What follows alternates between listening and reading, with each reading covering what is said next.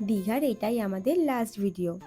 আগের ভিডিওতেই আমি বলেছিলাম যে আমরা একটু কনফিউজ, আজ থাকবো নাকি চলে যাব। বাট নেক্সট দিন তন্ময়ের ডিউটি জয়েন করতে হবে, যে কারণে আজকে আমাদের সন্ধ্যের মধ্যেই বাস ধরতে হতো।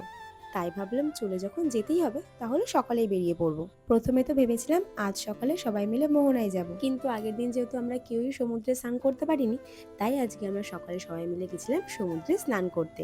এই দিনের যে কয়টা ভিডিও ছবি তোমরা আমার দেখেছো, প্রতিটা ছবি ভিডিও করার জন্যই তন্ময়ের অনেক হাতে পায়ে ধরতে হয়েছিল আমাকে।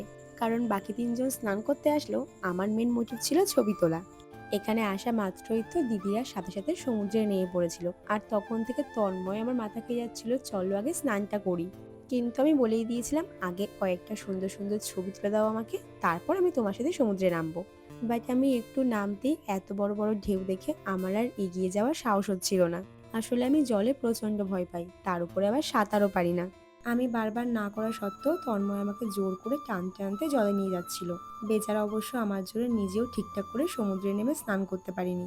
ওইদিকে আবার সমুদ্রের পাড়ে আমি আমার ফোনটা স্ট্যান্ডটা রেখে এসেছিলাম। ওই নিয়ে আমার খুব টেনশন ছিল, যদি কেউ একবার নিয়ে পালায় তাহলে তো আমার গেল। আমি নামবো না করছিলাম বলে দিদিরা আবার দূর থেকে আগিয়ে এসেছিল আমাকে বোঝানোর জন্য। আর কিচ্ছু হবে না। একবার আয় তারপর চলে আয়। একবার আয় তারপর চলে আয়।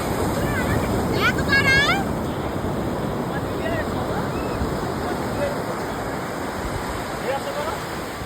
হ্যাঁ, আমিও তো ভয় পাচ্ছিলাম।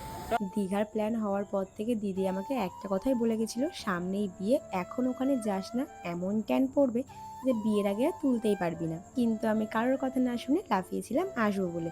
বাট আসার পর বুঝতে পারছি সত্যি যে পরিমাণে ট্যান পড়েছে, আশা করি বিয়ের আগে এই আর উঠবে না। আমরা যেহেতু ডবল বেডের একটাই রুম নিয়েছিলাম, তাই এখন চারজনে যদি একসাথে হোটেলে যাই তাহলে স্নান করার ওখানে লম্বা লাইন পড়ে যাবে। তাই প্রথমে দাদা আর দিদি গেছিলো স্নান করতে, ওদের স্নান হয়ে যাওয়ার পর ওরা আমাদেরকে কল করেছিল। এখন আমি আর তন্ময় যাব, শেষে আমি স্নানে গেছিলাম, ওই ফাঁকে ওরা তিনজনের নিচে গেছিলো খাবার আনতে।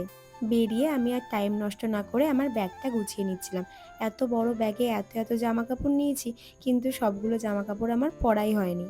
11:30টার দিকে আমাদের বাস ছিল, আর 10:10-15 নাগাদ আমরা হোটেল থেকে চেক আউট করে নিয়েছিলাম। এখন যাব একটু মার্কেটে বাড়ির সবার জন্য টুকটাক কিছু কেনাকাটা করতে। আমরা যেহেতু ভোটের রেজাল্টের পরপরই গেছিলাম, যে কারণে মোটামুটি ভিড়টা কমই ছিল দীঘাতে।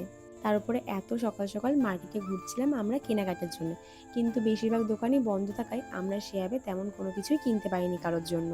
অনেক ঘোরাঘুরি করে কয়েকটা জিনিসই পেয়েছিলাম, সেগুলোই নিয়ে আমরা এখন যাচ্ছি বাস স্ট্যান্ডের দিকে। তো আমাদের দীঘার ঘোরাঘুরির ভিডিও এখানেই শেষ হচ্ছে।